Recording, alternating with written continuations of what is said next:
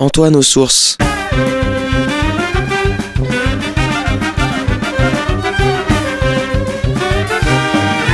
Une émission présentée par Jean-Marie Alafort.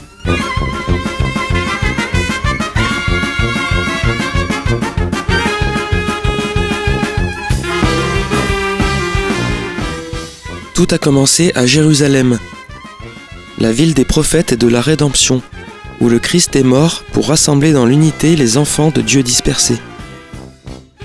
En elle, tout homme est né, dit le psalmiste. En elle, tout chrétien y trouve ses racines et y découvre la richesse des traditions et des rites des églises qui la composent. L'esprit de la Pentecôte ne cesse de souffler depuis Jérusalem.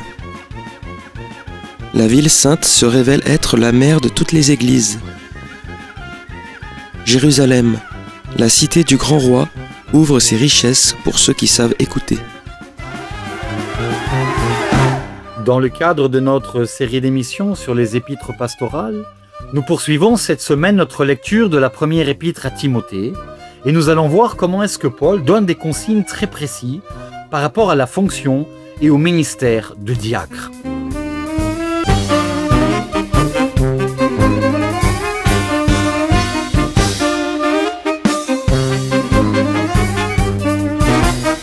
Alors nous poursuivons notre lecture de la première épître à Timothée et nous sommes donc dans cette partie des instructions que Paul donne à son disciple par rapport à la communauté donc qu'il dirige. Nous avons vu donc que Paul insiste sur le fait que la communauté ne doit pas être refermée sur elle-même mais ouverte sur le monde. C'est ce qu'on appelle l'universalité de l'Église de façon un peu bombastique, mais ce qui veut dire que Paul, déjà à son époque, était très très conscient que la communauté pouvait complètement se refermer sur elle-même. Et j'ai envie de dire en bon juif, il dit non, nous devons être ouverts, suivant le message donc des prophètes, au monde.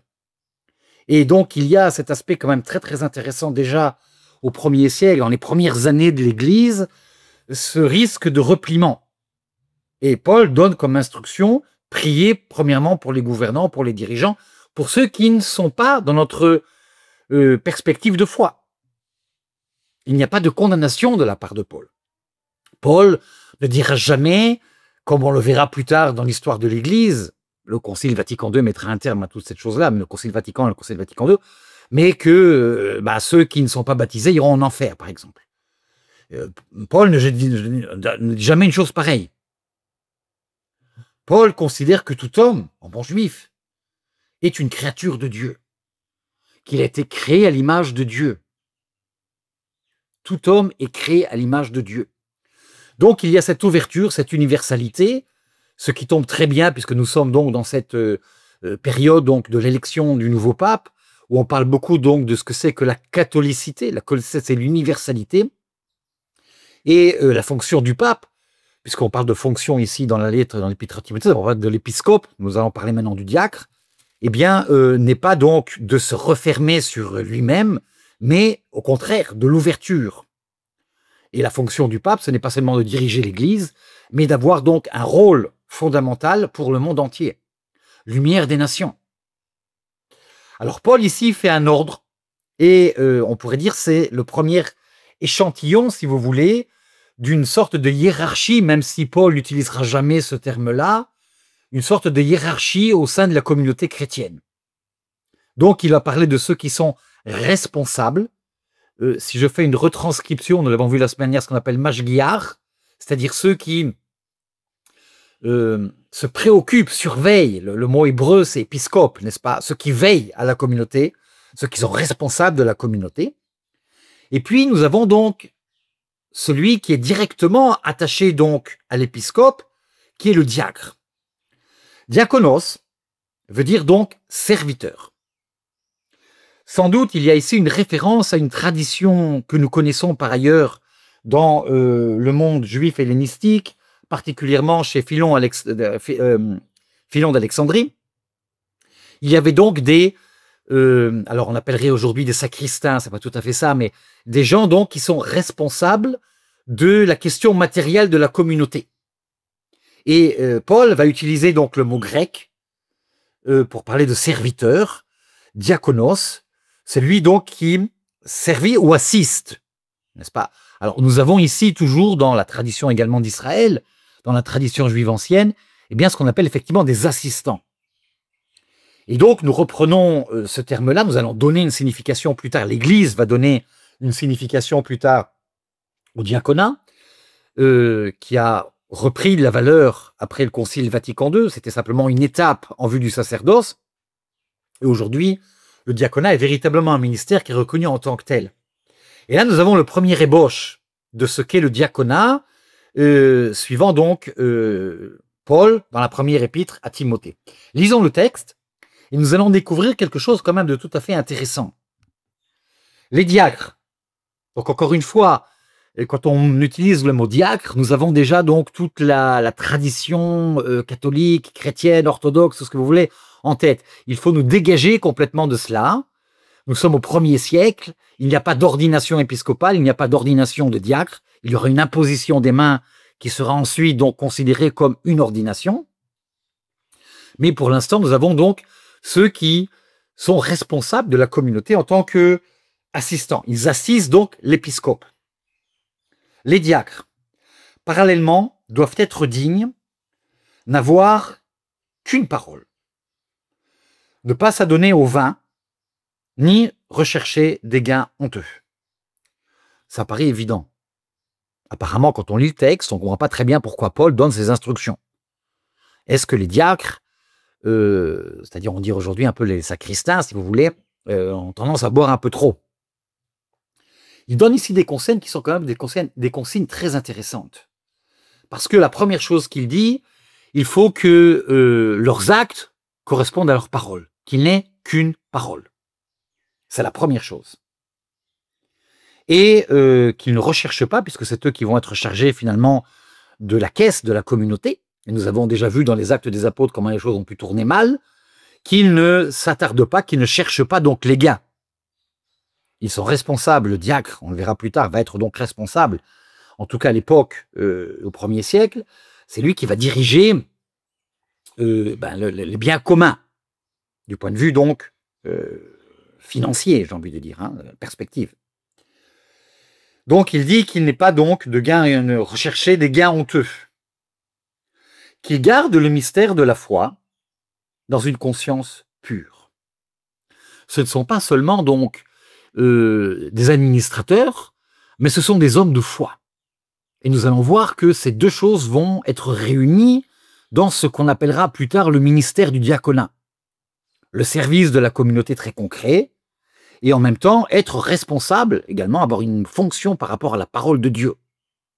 Garder le mystère de la foi dans une conscience pure. Que aussi, ils soient d'abord mis à l'épreuve, ensuite, si l'on n'a rien à leur reprocher, ils exerceront le ministère du diaconat. Là, pour la première fois, nous avons donc le terme de ministère du diaconat. C'est-à-dire, ici, Paul fait un ordre. Nous ne savons pas historiquement, les historiens de l'Église, particulièrement donc de ce qu'on appelle le droit de l'Église, essayent donc de retracer l'histoire, si vous voulez, des ministères. On a du mal donc à savoir qui a première fois instauré cette chose-là. Est-ce que ça vient d'un apôtre que nous ne connaissons pas? Est-ce que ça vient de Pierre? Est-ce que ça vient de Paul? On n'en sait rien. C'est-à-dire, nous avons ici une tradition qui sans doute est reprise donc de traditions juives hellénistiques, vraisemblablement, d'après en tout cas de toutes les informations que l'on peut posséder, parce que c'est comme ça que font de fonctionner les synagogues dans le monde grec. À Jérusalem et dans le monde hébreu, dans le monde hébraïque, j'ai envie de dire, ça fonctionnait de façon différente. Mais dans le monde grec, il y avait donc un ordre très très précis, et l'auteur que j'ai cité tout à l'heure, Philon d'Alexandrie, nous donne donc cet ordre précis. Comment est-ce que les choses donc, il y avait celui qui dirigeait, ce qu'on appellera le rabbin plus tard, mais c'est l'épiscope, et puis nous avons les assistants. Donc il reprend, si vous voulez, il n'a pas inventé, la communauté chrétienne n'a pas inventé une nouvelle forme de hiérarchie. Elle reprend donc de la tradition qu'elle connaît, qui est une tradition donc qui est basée sur la foi d'un seul Dieu. C'est évident que Paul, Pierre ou n'importe quel apôtre qui a fondé la communauté n'allait pas prendre comme modèle un modèle païen. Le modèle venait évidemment du monde juif. Donc nous voyons ici quelque chose qui est très intéressant, c'est que pour la première fois, il va dire ils exerceront le ministère du diaconat. C'est-à-dire c'est une véritable fonction reconnue au sein de la communauté. Et à partir de là, on va pouvoir parler donc effectivement de ministère. Le ministère de l'épiscopat, le ministère du diaconat, ce que nous n'avons pas dans l'épître à Timothée, nous l'aurons dans un autre endroit que nous évoquerons ce texte beaucoup plus tard, c'est ce qu'on appelle le presbyte. Là, nous avons que deux ordres, l'évêque et le diacre. Le Concile Vatican II va reprendre cette tradition très ancienne, j'ai envie de dire cette tradition biblique, cette tradition du Nouveau Testament, qui on faisait souvent cette erreur du point de vue donc de la lecture des ministères. Il y avait donc le diacre, une sorte de hiérarchie comme ça en pyramide, le diacre, le prêtre et l'évêque. Et le Concile Vatican II nous dit ça marche pas du tout comme ça. Le diacre et le prêtre sont deux ministères différents. Ce sont deux ministères différents du point de vue fondamental du service de la communauté. Et les deux sont rattachés au même niveau à l'évêque. C'est-à-dire le diacre, et nous le voyons très bien, par exemple, c'est encore resté dans la tradition profondément, donc, par exemple à Rome, le diacre est directement rattaché à l'évêque. Le diacre n'est pas soumis au prêtre, entre guillemets, n'est-ce pas? On avait cette idée un peu de pyramide, n'est-ce pas? Le diacre, le prêtre, l'évêque. Et on monte les échelons. Et le Vatican II, le Concile Vatican II, ça ne marche pas du tout comme ça. Il faut d'abord être serviteur pour être prêtre. C'est pour ça qu'avant d'être ordonné prêtre, on est ordonné évêque. Mais il y a le ministère du diaconat qui reste profondément un véritable ministère. Et ce n'est pas gravir des échelons. Mais c'est véritablement être au service de la communauté d'une façon particulière, avec un charisme particulier. Voilà pourquoi donc, depuis le Concile Vatican II, le diacre est rattaché directement à l'évêque. Ceux qui nomment les ministères, responsabilité pastorale, on dirait aujourd'hui, ce sont les évêques, ce ne sont pas les prêtres qui vont décider, bon, puisque j'ai un diacre qui fait ceci. Non, c'est l'évêque.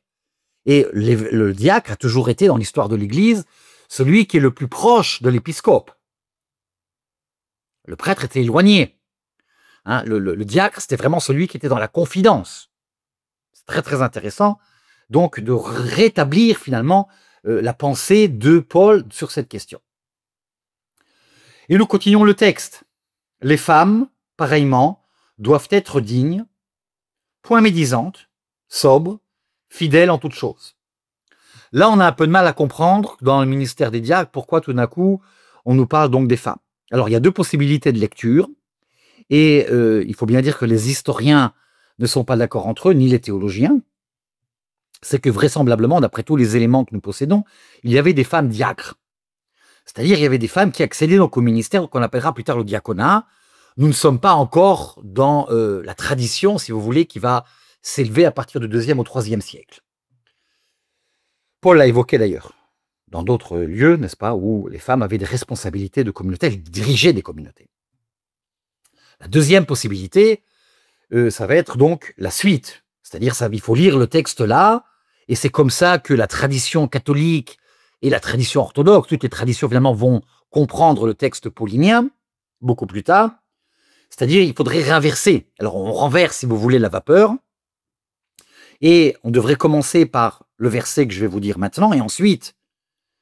Mais là, Paul, on a un problème du point de vue structurel. Parce que Paul dit, tout de suite après, donc, quelles sont les caractéristiques qui sont particulières pour le diacre. Eh bien, dit les femmes pareillement, donc les femmes pareillement, les hommes, diacres, les femmes pareillement, doivent être dignes, point médisantes, sobres, fidèles en toutes choses. Ce qui fait que l'Église anglicane, les églises protestantes bien entendu, mais ont très vite ordonné des femmes diacres, et puis ensuite prêtres. Que les diacres soient maris d'une seule femme, qu'ils gouvernent bien leurs enfants et leur propre maison. Ça, nous l'avons déjà vu avec l'épiscope. Paul avait donné comme ordre très précis que, eh bien, si l'épiscope n'est pas capable de diriger sa maison, il ne peut pas diriger l'Église. C'est une évidence absolue. Et là, elle donne donc cette consigne que les diacres soient maris d'une seule femme. C'est assez étonnant.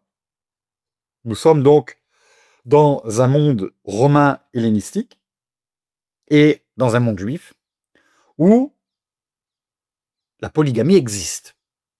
Il n'y a pas encore donc d'interdiction, y compris dans la Bible d'ailleurs, même si on reprendra plus tard le texte, bien entendu, de l'évangile de la Genèse, hommes et femmes, un seul, ont été créés, mais dans le contexte juif de l'époque, voilà pourquoi Paul donne cette instruction, ça nous paraît très bizarre aujourd'hui, n'est-ce pas, que le diacre n'est qu'une seule femme. Ça nous paraît évident.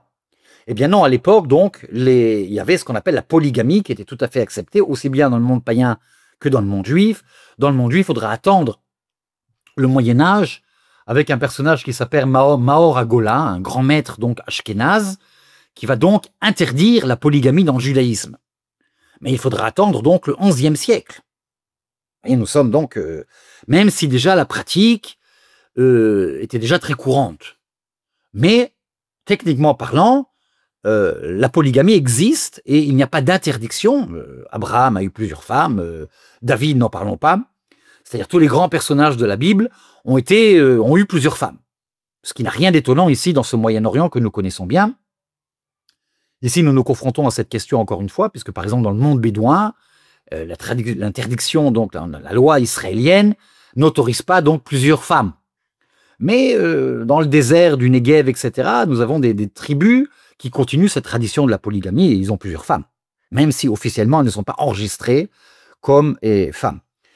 Un autre exemple que je vais donner, les juifs sfarades, c'est-à-dire ceux qui ne sont pas de la tradition d'Europe, qui viennent donc par exemple de la Libye, de tous ces pays, Afghanistan, etc., etc., quand ils sont arrivés en Israël en 1948, quand ils ont immigré en Israël en 1948, ils ont été complètement surpris que l'État les obligeait donc à la monogamie, parce qu'ils arrivaient avec plusieurs femmes. Et il y a ici, j'ai connu quelqu'un d'ailleurs, qui est décédé maintenant, mais qui est arrivé donc ici en Israël avec 3 femmes. Et il ne comprenait absolument pas pourquoi donc, en reprenant encore une fois les textes bibliques, pourquoi donc finalement il y avait la monogamie.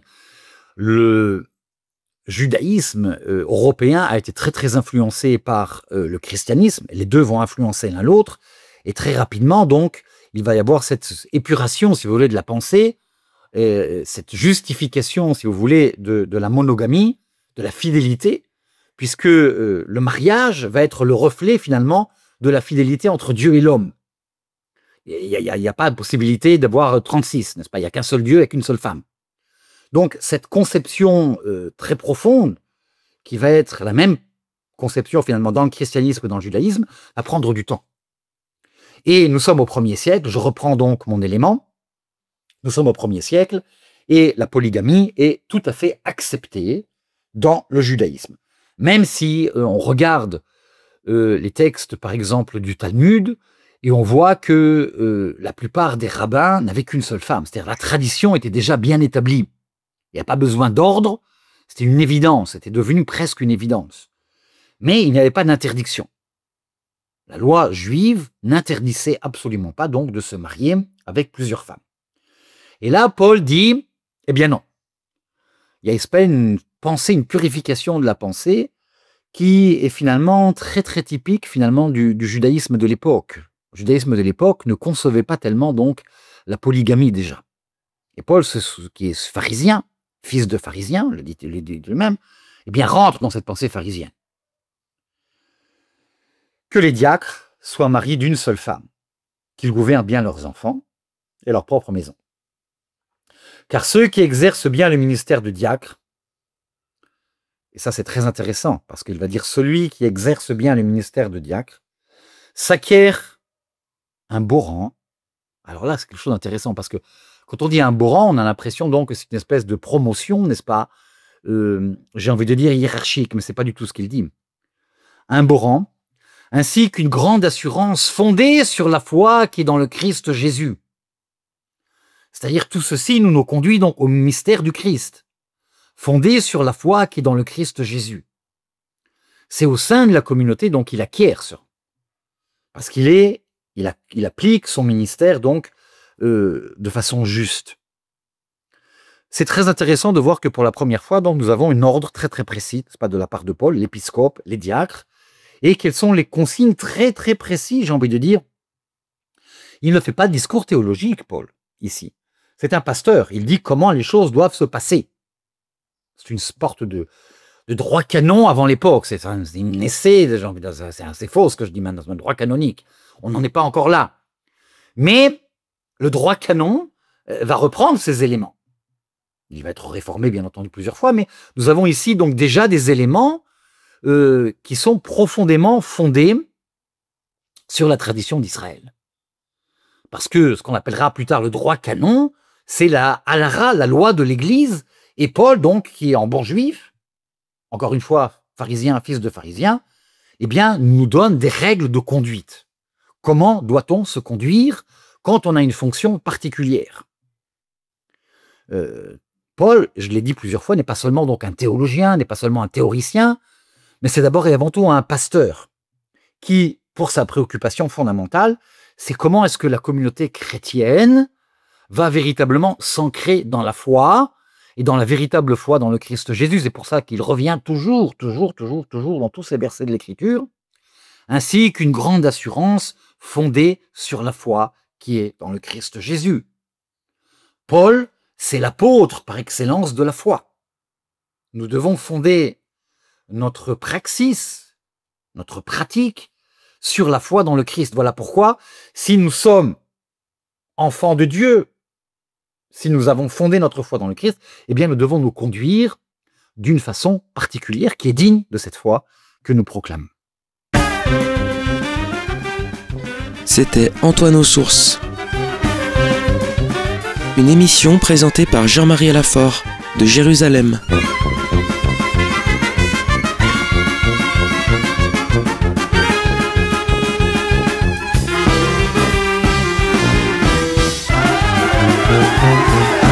Dans le cadre de notre série d'émissions sur les lettres pastorales, nous avons poursuivi cette semaine notre lecture de la première épître à Timothée et nous avons vu comment est-ce que Paul donne des instructions très précises sur le ministère diaconal.